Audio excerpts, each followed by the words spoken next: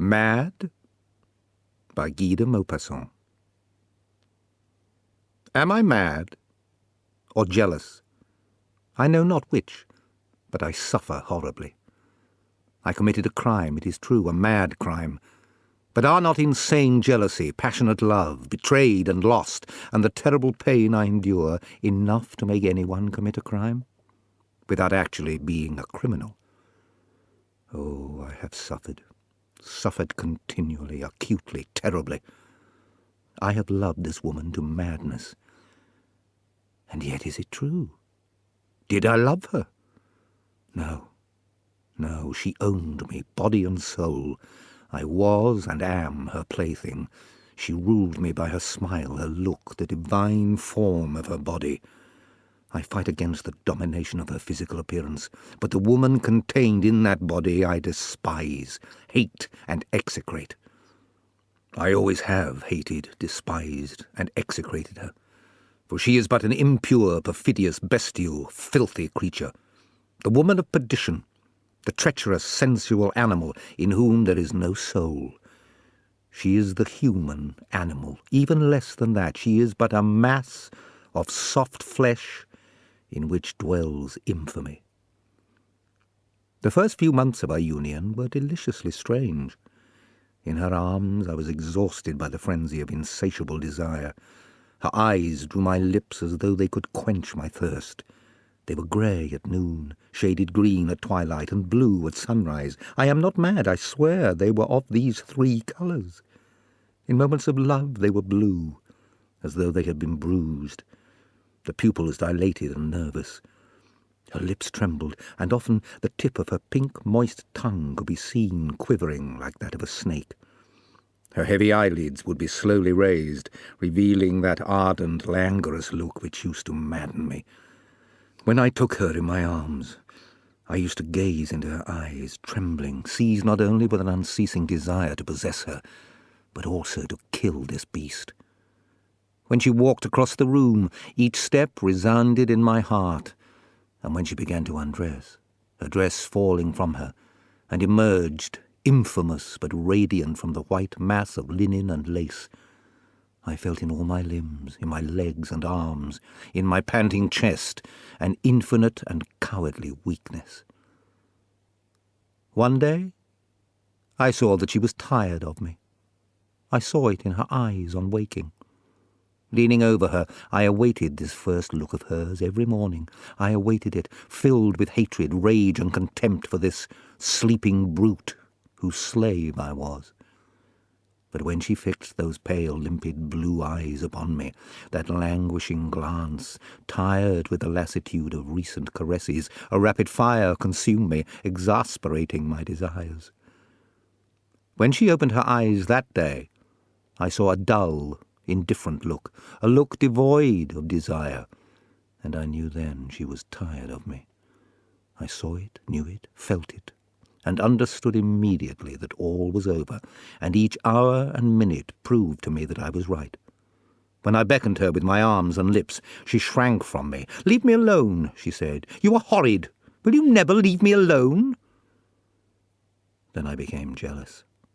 Slyly, suspiciously, secretly jealous, like a dog.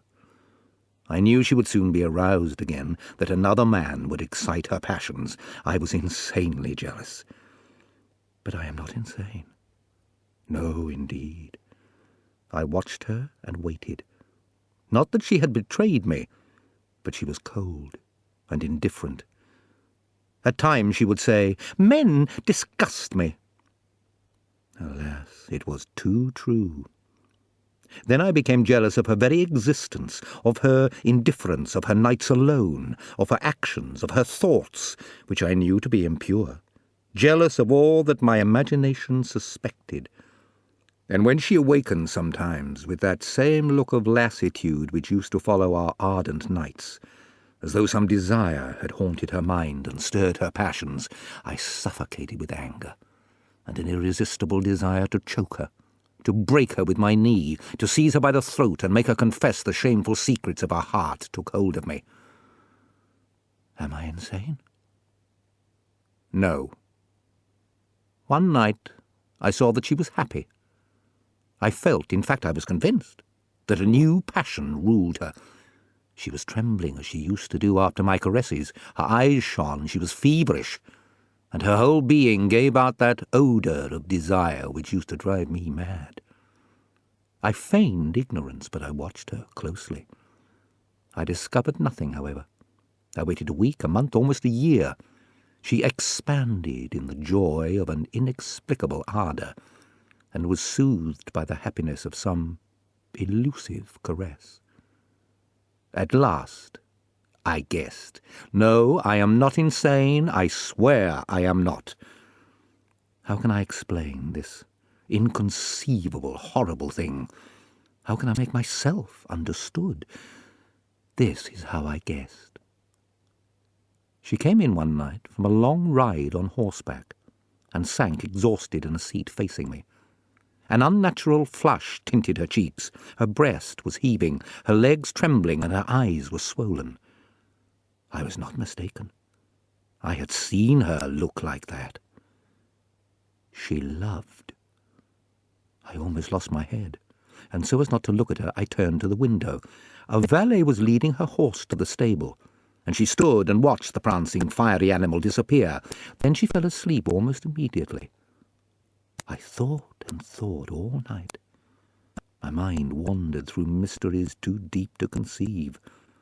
Who can fathom the perversity and strange caprices of a sensual woman? Who can understand their incredible caprices and strange satisfactions of the strangest fancies? Every morning, at dawn, she set out at a gallop across the fields and through the woods and dales, and each time she came back languid, as though exhausted by love. At last I understood. It was of the horse I was jealous, of the wind which caressed her face, of the drooping leaves, and of the sunbeams which touched her forehead through the branches, of the saddle which carried her, and felt the clasp of her thighs. It was all those things which made her so happy and brought her back to me satiated, exhausted. I resolved to be revenged. I became very attentive. Every time she came back from her ride, I helped her down, and the horse made a vicious rush at me. She would pat him on the neck, kiss his quivering nostrils without even wiping her lips, and the perfume of her body, warmed as though she had been in bed, mingled in my nostrils with the strong animal smell of the horse. I waited for chance. She used to take the same path every morning through a little birch wood, which finally lost itself in the forest. I got up before dawn, took a rope in my hands, and hid my pistols in my breast as if I were going to fight a duel. I ran to the path she loved so well. I drew the rope across, tied it to 2 trees, and then hid in the grass. With my ear to the ground, I heard her galloping in the distance. Then, under the trees like an arch, I saw her coming at a furious pace. Her cheeks flushed, an insane look in her eyes. She seemed enraptured, transported into another sphere. I was not mistaken. The rapid ride gave her senses a thrill of solitary pleasure. The animal struck the rope with his 4 feet and fell. I caught her in my arms, for I am strong enough to lift an ox, and then I approached the horse who was watching us. And while he again tried to bite me, I put my pistol close to his ear and shot him, as I would a man. She turned on me, and dealt me 2 terrific blows across the face with her riding whip, which felled me. And as she rushed at me again, I shot her. Tell me, am I insane?